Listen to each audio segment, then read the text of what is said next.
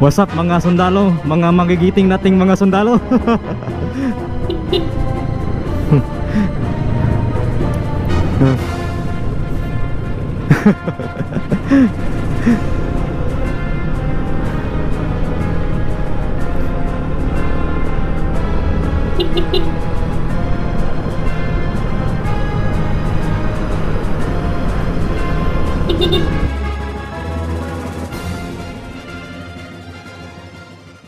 So what is up guys, papunta tayo ngayon no, sa ating secret destination somewhere in Lanao del Norte.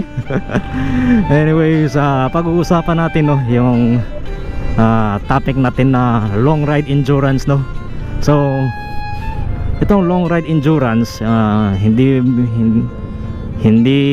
ibig sabihin na waswasan talaga sa long distance no, kundi ano to, energy conservation at saka fuel conservation. It's all about strategy wise kung paano nyo i-manage ang inyong motor, ang inyong pacing at saka yung energy consumption ninyo. Manage your fuel, manage your speed, manage your preferred ninyo na mga riding modes or engine modes, mga ganyan. Kasi when it comes to long distance riding, hindi naman talaga ito waswasan no. Yung talagang parang ikaw ng hari ng kalsada. What it means sa endurance is it's all about management. It's all about management no. Your estimated time of takeoff, estimated time of arrival.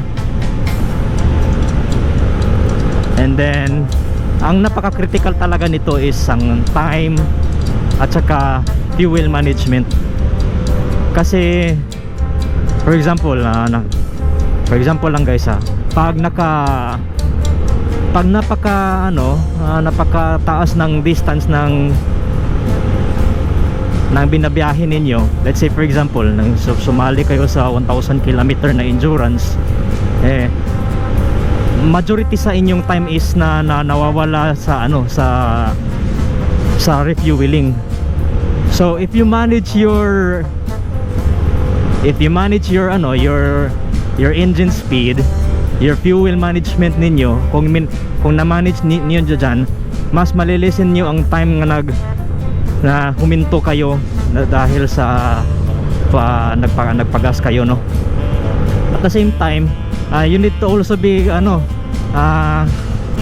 kailangan ninyong ma-plan out ang ninyong ruta, kung ano ba ang fastest possible time na makaabot kayo sa finish line no, from start to finish. Isasalin nyo din ang inyong sa computation ninyo yung estimated time na huminto kayo para nagpatubil, estimated time ninyo na nag-snack kayo or nag-ihi, saka estimated time na huminto kayo dahil sa mga puro-ops, checkpoints and other similar na mga activities na nakahinto kayo. Is dyan nyo dapat minamanage no? Regardless ito no, kung kayo lang mag-isa na nagra-ride or may kasama kayo. Kung may kasama kayo, mas maganda siguro kung pare-pareha lang kayo ng pacing ninyo at pare-pareha din kayo ng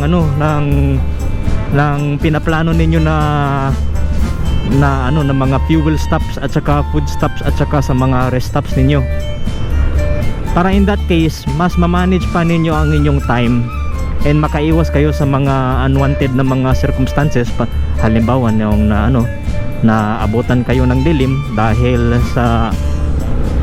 dahil may isa sa inyo na maliit ang kanyang fuel tank, so mas frequent ang kanyang fuel stops, mga ganyan no. So yan lang guys no. So you need to manage your everything that you have, kasi pag the more time na nakaspend kayo sa the more time at the more frequency na naka-spend kayo sa gasolinahan is the more expenses din ang spend ninyo, no, the more money ang ang nawawaldas din sa inyo. And then this also comes din sa sa money factor yung expenses mo, that how financially prepared are you, at saka the amount of financial reserves na meron ka in case na maabutan kayo ng trouble sa daan. So mga ganyan na mga scenario guys, regardless ito kung nag-endurance kayo or nagko-commute kayo long distance, or just or nag-long distance kayo for the sake of trabaho, for the sake of leisure, mga ganyan, or daily commute, or with a purpose. So yan lang ang may share ko sa inyo na mga tip guys when it comes sa pag-manage ninyo sa inyong pace, no,